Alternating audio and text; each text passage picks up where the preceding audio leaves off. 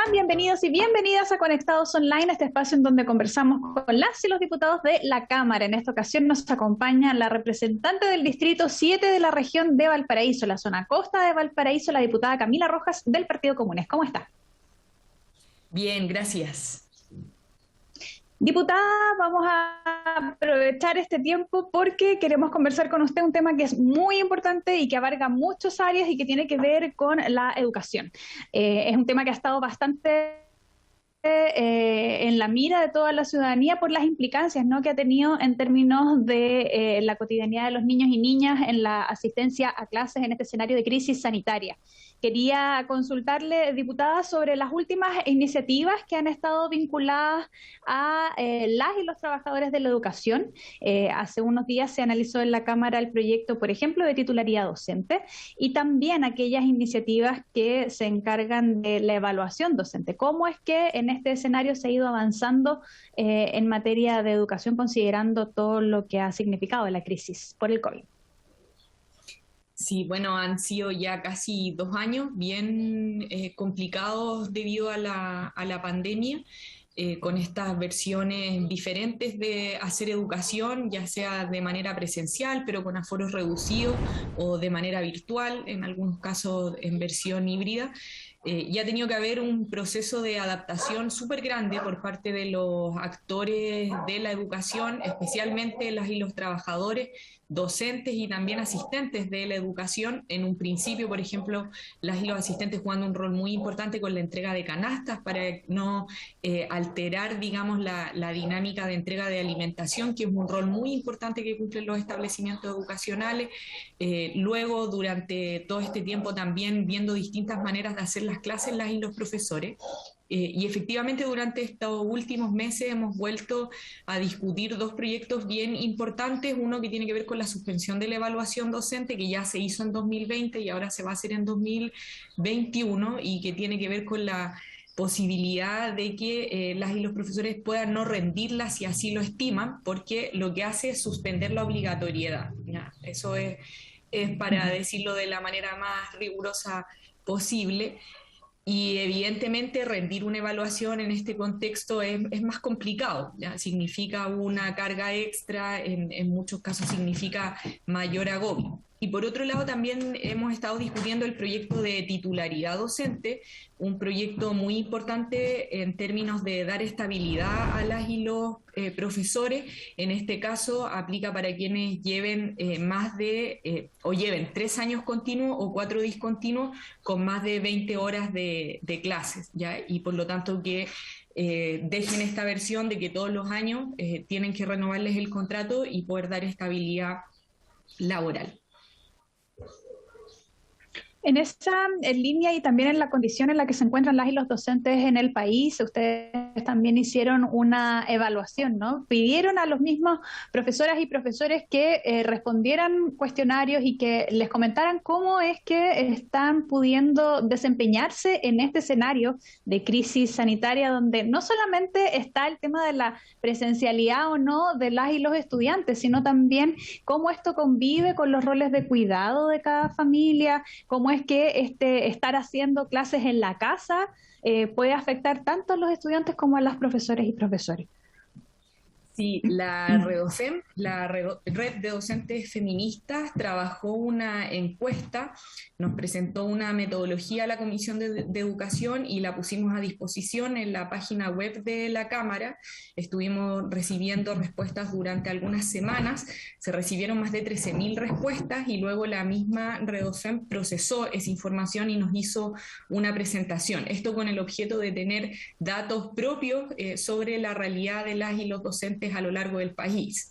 Y lo que queda ahí en evidencia, digamos, que queda de manera muy clara, queda un reflejo muy evidente, es que las y los profesores viven una situación de agobio, especialmente las profesoras, que son la mayoría, tanto en educación general, digamos, y específicamente en educación de párvulo, en educación diferencial. Las mujeres son muy mayoritariamente quienes ejercen esas funciones, y en este contexto del COVID, además, eso se ha visto una mayor carga, porque tener que hacer, por ejemplo, clases a distancia significa tener que estar en la casa cuidar a los propios hijos, hijas, y además tener que cumplir las labores del trabajo. Entonces ahí se nota una sobrecarga bien importante, especialmente en el caso de las mujeres profesoras, que además son madres, ¿ya? Y también se develan otras situaciones, como la gran cantidad de horas que las y los docentes tienen que estar trabajando, ¿ya? En algunos casos 16 horas ya como repartidas en distintas labores y funciones. Como se sabe desde antes ya era un problema la sobrecarga, sobre todo por la revisión de pruebas, la preparación de material, esas distintas labores que las y los profesores tienen que hacer, pero además durante el COVID y con la situación, digamos, sanitaria y económica compleja, esto se ha visto todavía más agudizado. Por eso era tan importante dar algunas muestras, digamos, de que fueran en el camino de aliviar esa mochila de sobrecarga y de agobio que llevan las y los docentes, como por ejemplo suspendiendo la obligatoriedad de la evaluación docente o entregando mejores condiciones laborales como la titularidad. Hace un tiempo, de hecho, hablábamos acá mismo en Conectados que muchos profesores y profesoras desertan. ¿Ya? Se van de la carrera a los 5 años, hay un grupo bien importante que deja de ser docente y tiene mucho que ver con las condiciones laborales, tiene mucho que ver con la situación a la que están expuestos día a día de una carga y un agobio bien alto, por ejemplo, no tener derecho a la desconexión, en el caso de las clases virtuales, porque se reciben distintas presiones desde los equipos directivos, desde los sostenedores, los apoderados, evidentemente los niños, niñas, adolescentes también tienen consulta, entonces eso se vuelve abrumador a ratos y por lo mismo nosotros tenemos el deber, y en este caso mediante la información que logramos generar, de pensar leyes que puedan aliviar esa importante carga que tienen las y los docentes a lo largo del país. Sí, diputada, y consultarle también desde el otro lado cómo se está viendo, bueno, han bajado las medidas de restricción de desplazamiento, por lo tanto también han reabierto las clases en muchos establecimientos educacionales. ¿Cómo evalúa usted que se está realizando esto principalmente en la educación pública, en donde habían muchos centros que no contaban con los implementos necesarios para poder realizar un retorno seguro de las y los estudiantes? ¿Cómo ha podido verlo usted en terreno en el distrito?